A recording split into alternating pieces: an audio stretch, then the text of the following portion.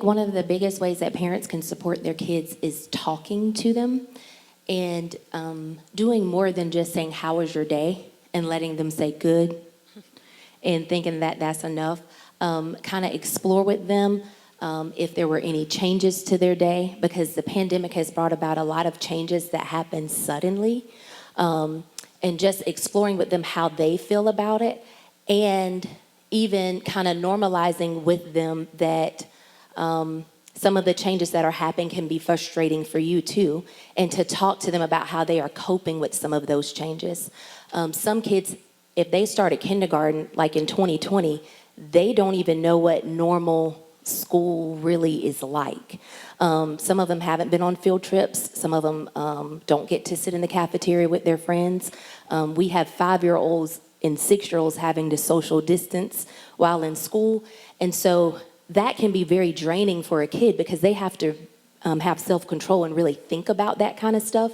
And so talk to your kids about that. And like I said, normalize that the changes are a lot, so that you can talk to them about the coping skills that you use that are healthy. Because the thing that I notice a lot is, if we don't talk to our kids about healthy coping skills, they will find coping skills, and they may not be the best coping skills.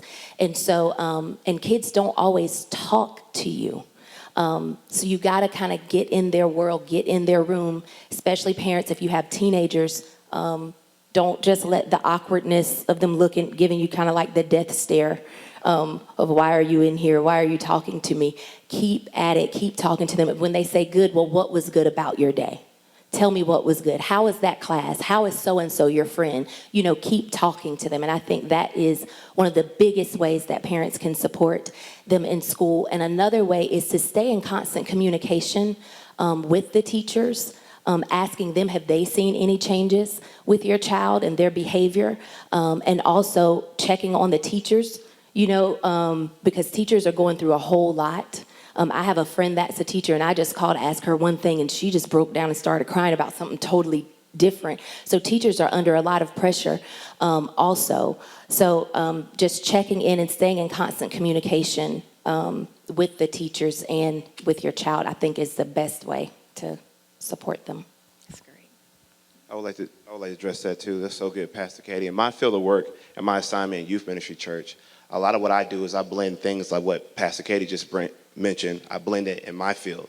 I have to do the studying and then blend it with the supernatural.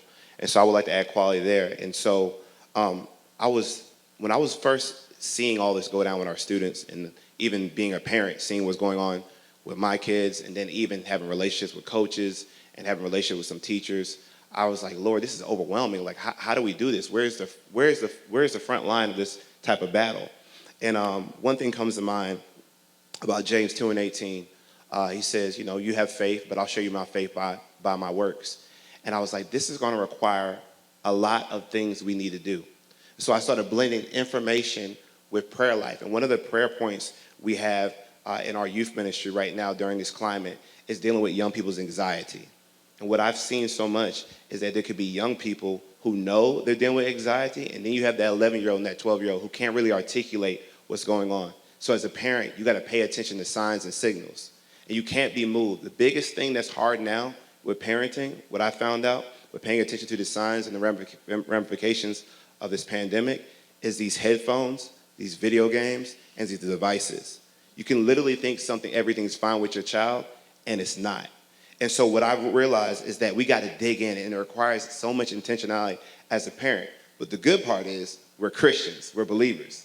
And this is where our faith is so essential. And so what I would say is this: maximize your prayer life, but also blend it with intellectualism, blend it with practical data, blend it with information. I wrote this down, data with dunamis determination. And so what I realized is that every time I heard feedback from what Dr. Daniels and his studies on previous town halls, and even Pastor Katie, seeing some of the posts that she had online with mental health, I, as a youth pastor, would grab so much of that information, get with our youth workers and say, how can we make these prayer points? What are you hearing about? We're so blessed in our youth ministry to have so many different youth workers who work in the school system. We have educators, and like you said, I had one youth worker just protecting this individual. they broke down and cried because of things that were going on with other teachers and their coworkers. Once again, where's the frontier? Where do we fight? Do I focus on the student? Do I focus on the adult? So parents, hang in there and stay focused on your teens and stay focused on young people during this time.